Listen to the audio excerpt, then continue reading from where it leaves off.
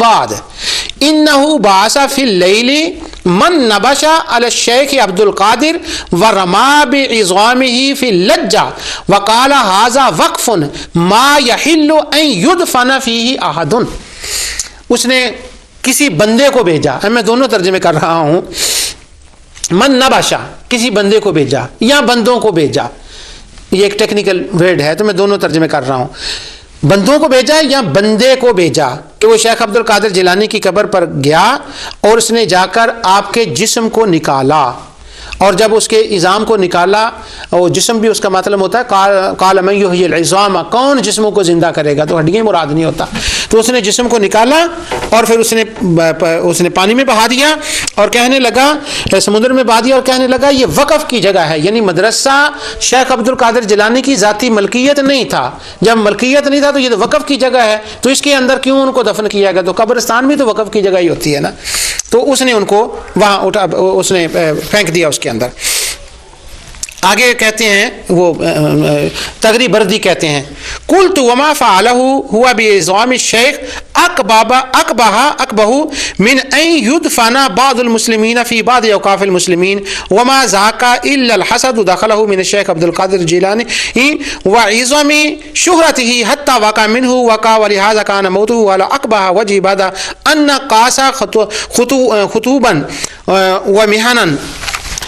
وحبس سنين حتى أخرج من الحبس ميتا وهذا ما وقع في الدنيا وأما الآخرة فأمره إلى الله تعالى وبالجملة فإنه كان من مساوي الدهر. وہ کہتے ہیں کہ اس نے جب یہ کیا تو اس پر یہ سزا یہ ہوئی کہ پہلی بات تو یہ کہتے ہیں اس نے جو یہ کہا ہے کہ یہ برا ہے، اس سے یہ وقف کی جگہ ہے، اس میں ان کو کیوں دفن کیا گیا، جو اس نے کام کیا ہے وہ اس سے بھی زیادہ برا ہے کہ کسی کو وقف کی جگہ میں دفن کر دیا جائے. پھر وہ کہتے ہیں اس کے بعد یہ کام اس نے یہ سارا اس لیے کیا تھا کہ اس کو آپ کی ذات سے حسد تھا، آپ سے بغض تھا، اس کے بعد اس کو قید کر دیا گیا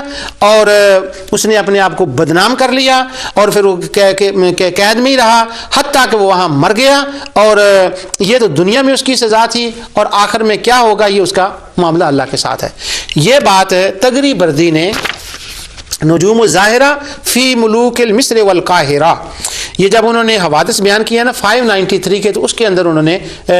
سال 593 کے اندر بیان کیا. اب میں پھر واپس آتا ہوں. تغری بردی فوت ہوئے ہیں 874 میں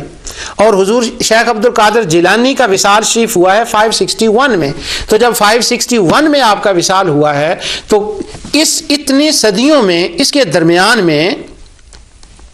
کوئی سند، کوئی بات کس نے کہا، کون بتانے والا ہے، کس تاریخ میں لکھا ہے، تو یہ اور پھر اس نے کہا وہ یقال، یہ کہا جاتا ہے. تو اس کا مطلب یہ نکلا کہ اس بات کی کوئی سند نہیں اور کوئی ثبوت نہیں کہ ابن یونس نے یا علامہ ابن الجوزی نے حضور غوث پاک رضی اللہ تعالیٰ کے جسم کو نکال کر اس کے اندر دریا میں پھینک دیا اور اب وہ قبر خالی ہے، وہاں جانے کی ضرورت نہیں. لوگوں نے اس روایت کو پڑھا، حالانکہ یہی لوگ جب ہم ان سے کوئی اور بات کرتے ہیں نا تو وہ کہتے ہیں اس کی سند دکھاؤ، سند صحیح ہے، اگر تو ایوری راوی صحیح ہے اور وہ ثبوت ملتا ہے تو تب بات کریں، سند کے بغیر بات نہ کریں. حیرت ہے کہ ہر بات جب ہم سے طلب کی جائے تو سند طلب کی جائے، بیان کس نے کیا ہے، ایک ایک راوی کا حال کیا جائے، لسان المیزان کو کھول لیا جاتا ہے، میزان الاعتدال کو کھول لیا جاتا ہے، تہذیب و تہذیب، تقریب، ساری جو تعدیل کی کتابیں آ جاتی ہیں، ہر ثبوت مانگا جاتا ہے. تو یارو یہ کتنی حیرت کی بات ہے کہ شیخ عبد القادر جیلانی کے جسم مبارک کو نکال کر پھینکا جائے اور کسی کتاب میں لکھا ہو اور اس کو شہرت دے دی جائے اور کہا جائے جا کر وہاں تو مزار کے اندر ہے ہی کچھ نہیں ہے، اور پھر جب حوالہ نہ کوئی مانگنے والا ہو نہ کوئی بتانے والا ہو، کوئی پوچھے تو صحیح کہاں لکھا ہے، کس نے لکھا ہے، کیا سند ہے اس کی، کس کتاب میں لکھا ہے، کوئی سوال ہی نہیں کرتا. اور حضور غوث پاک رضی اللہ عنہ کی شان کی طرف، اور صرف اس میں پوائنٹ ایک تھا تاکہ لوگوں کو اس قبر پر جانے سے روکا جائے. اللہ اکبر. اب میں یہ بات جو اس نے کہی ہے، اس واقعہ کے بعد ایک عظیم حنبلی عالم، عظیم حنبلی محدث جو ہیں، اس پر انہوں نے تبصرہ کیا ہے. ان کا نام ابن العماد الحنبلی ہے. انہوں نے لکھا ہے وَأَمَّا أَبُو شَامَ فَإِنَّهُ بَلَغَ فِي ذَمِّهِ وَالْحَتَّ عَلَيْهِ بِأُمُورٍ لَمْ يَكُنْ عَلَيْهَا حُجَّةٌ وَكَذَلِكَ ابن الشهب في تاريخ الإسلام قال بعد أن أثنى عليه غير أنه شان فضيلته برعاية الفاسد. وہ کہتے ہیں کہ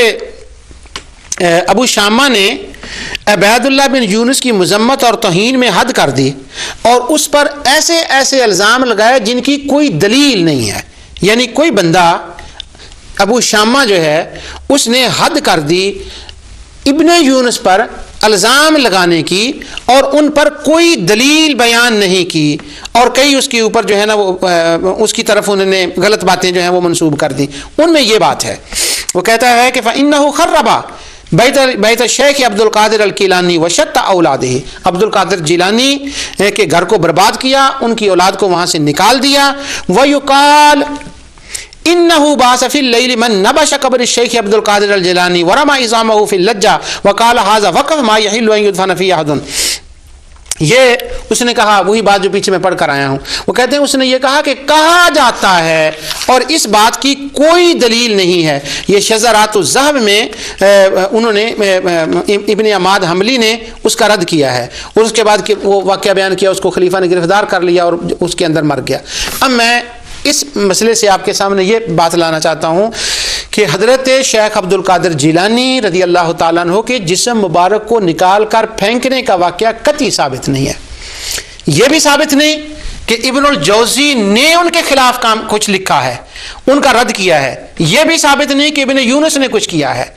لیکن ہمارے بعض اپنے دوستوں نے تحقیق کیے بغیر ان باتوں کو اتنی شہرت دے دی ہے, کیونکہ وہ ذکر کر دیا تھا اس نے, ابن رجب نے, یہ کسی اور نے, وہ میں نے پیچھے پڑھ کر آپ کو بتایا تھا, اس کی وجہ سے وہ بات جو ہے وہ تقری بردی نے ذکر کر دیا تھا, بس وہ مشہور ہوگی. اور یقال کو کسی نے نہیں دیکھا, اور یہ فاصلہ اتنا درمیان میں, اس کو کسی نے نہیں دیکھا, سند کو کسی نے نہیں دیکھا. تو ابن یونس پر کوئی برس رہا ہے, کوئی اس پر برس رہا ہے. اصل میں مسئلہ یہ ہے کہ پرانے زمانے میں شاید ایسی باتیں کچھ تھیں کہ جو لوگ حضرت غوث پاک رضی اللہ تعالیٰ کے مخالفت میں تھے, جیسے وہ جن کا رد انہوں نے کیا تھا, انہوں نے کچھ باتیں مشہور کر دی جو پہنچ گئیں, اور بس اسی طرح سے وہ لکھ دی گئیں. مگر حضرت غوث پاک رضی اللہ تعالیٰ عنہ کے ساتھ یہ دونوں معاملے نہیں ہوئے.